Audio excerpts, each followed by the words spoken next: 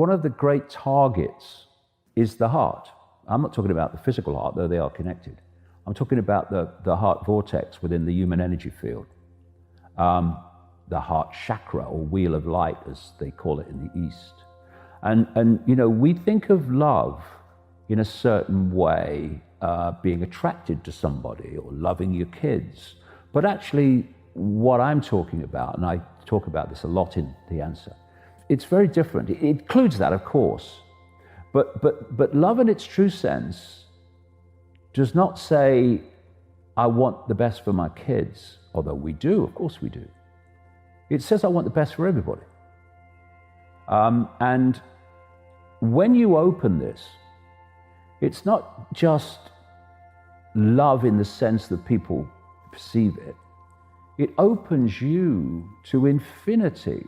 It's our connection to all that is, has been, and ever can be. And through that connection, you have insight, you have knowing. When people have intuitive knowing, where do their hands go? Look, mate, I just know, I just know. This knows because it does know, because it's connected to that which does know.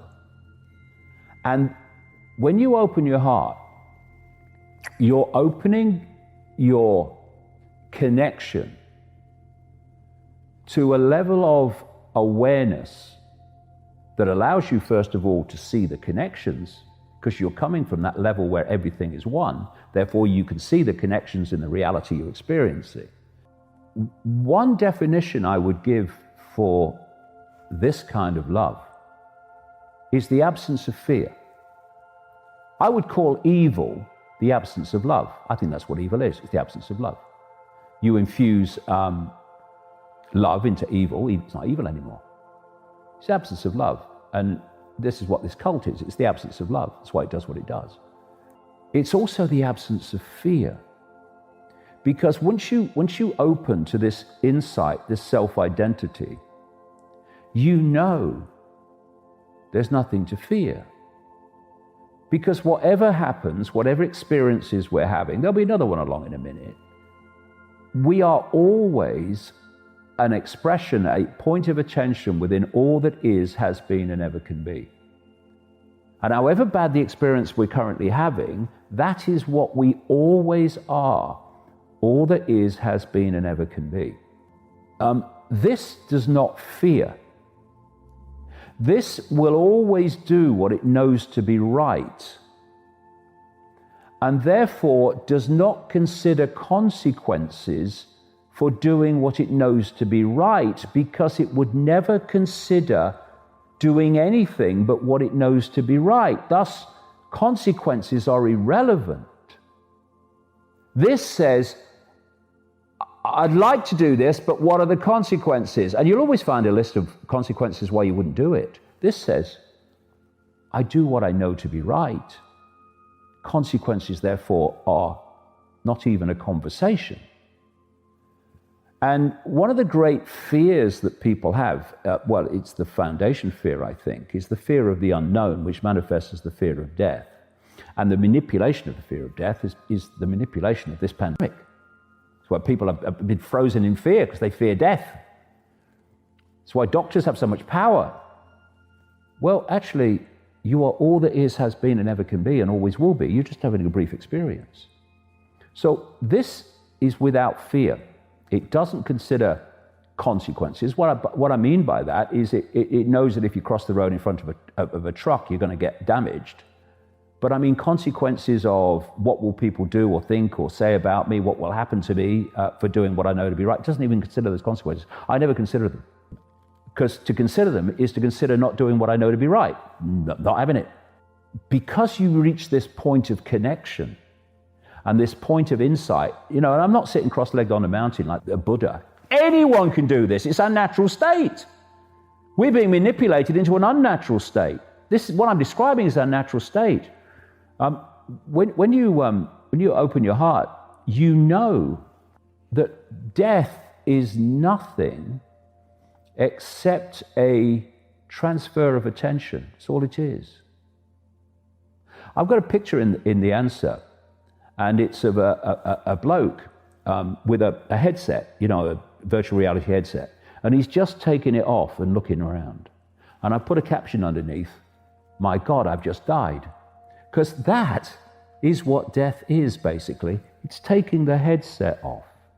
It's moving out of this brief experience into the expansive true self. So when you open this, all this comes to you. You know all this.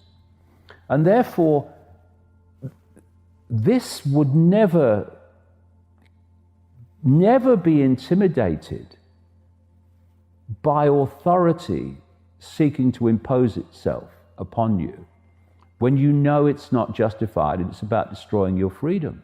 This is freedom. It's the freedom of knowing that the scale of who we really are. It's the freedom of connecting with all that is. I tell you, when there's a revolution of this, acquiescence will stop. This would never acquiesce to impositions on freedom. Never do it. Always does what it knows to be right. This is the revolution.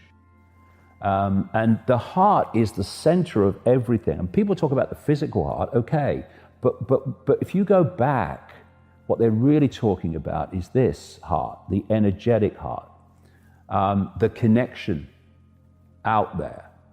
And you look at all the things, all the symbolism through the ages and still today relating to this.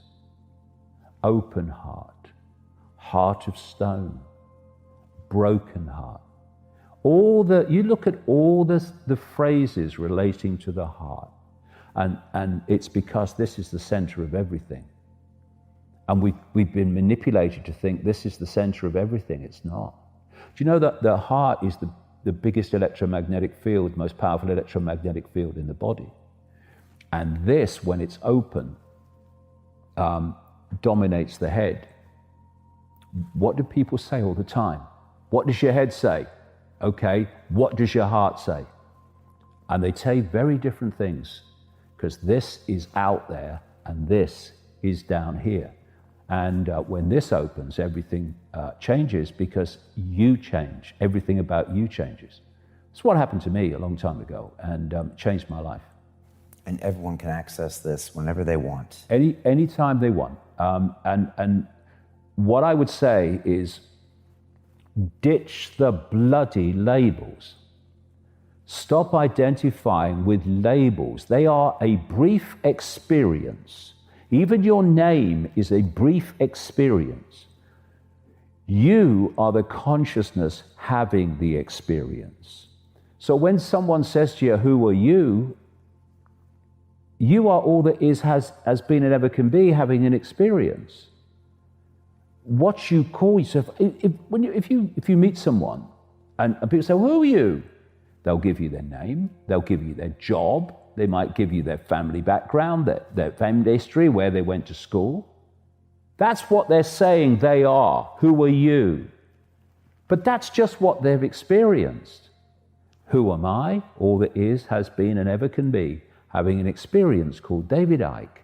Very brief, very interesting. The point of attention that I am is an expression of the same consciousness that the point of attention that you are is. And the same with all of us. So racism and all these isms and all these divisions, not only undesirable, they are confirmation that those that go down that road are utterly clueless about the nature of reality and the nature of who they really are. And I see anti-racists who are utterly obsessed with race, when it's just a brief experience. That's all it is. You are what is having the experience. And when that penny drops and this, as a result, opens, game over.